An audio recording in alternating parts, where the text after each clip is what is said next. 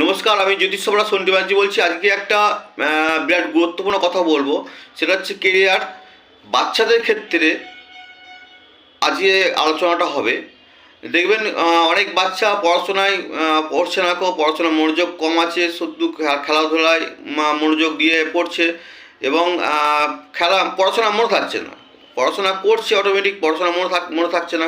তার জন্য আমরা একটা চিন্তাভাবনা করেছি যে নীল সরস্বতী কবচ আমাদের এই সরস্বতী পুজোর দিন বানানো হবে।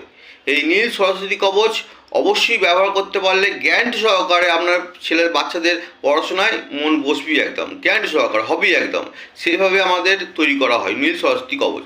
এটা সম্পূর্ণ রূপোদী হবে কবচটা, কম খরচার মধ্যে এই নীল সরস্বতী কবচ বানানো হবে। আপনারা যারা বাঁধে আছেন অতি সত্বর আমার সঙ্গে যোগাযোগ করতে পারেন এবং বাচ্চাদের ক্ষেত্রে ওর বাচ্চার নাম, এক কপি ছবি এবং ডেট অফ বার্থ টাইমটা অবশ্যই পাঠাতে হবে। ঠিক আছে, ওই ডেট অফ বার্থ টাইম থেকে আমাদের ক্যালকুলেশন করে সরস্বতী কবচ বানানো হবে। অবশ্যই গ্যারান্টি সহকারে কাজ হবে। ধন্যবাদ, ভালো লাগবেন।